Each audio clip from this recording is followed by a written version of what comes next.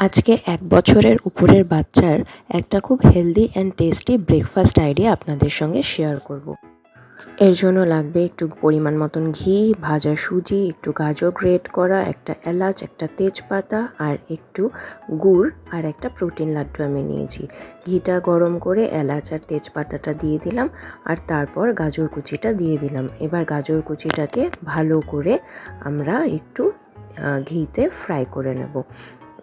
এটা ততক্ষণ ফ্রাই করতে হবে যতক্ষণ না গাজরের কাঁচা গন্ধটা চলে যাচ্ছে। তারপর এখানে আমি 2 চামচ মতন ভাজা সুজি দিয়ে দিয়েছি। আপনি আপনার বাচ্চার এজ অনুযায়ী যতটা ও খায় ততটা আপনি দিতে পারেন। দিয়ে এবার এটাকে ভালো করে আরেকবার নাড়িয়ে চাড়িয়ে নেব। নাড়িয়ে চাড়িয়ে একবার ভালো করে নেওয়ার পর একটু আমি এখানে জল দিয়ে দিচ্ছি। যেহেতু ইকির জাস্ট 1 বছর হয়েছে, আমি ওকে এখনও গরুর দুধ সেভাবে দিই না, তার জন্য আমি জল দিচ্ছি। তবে আপনি বড় বাচ্চাদের জন্য বানালে, আপনার বাচ্চা যদি দুধ ডাইজেস্ট করতে পারে, আপনি দুধ দিয়ে বানাবেন, তাতে বেশি সুস্বাদু হবে। তারপর এটাকে ভালো করে নাড়িয়ে নাড়িয়ে ফুটিয়ে নিতে হবে জলটাকে, আর একটু ঢেকে ঢেকে অনেকক্ষণ ধরে এটাকে একটু রান্না করতে হবে।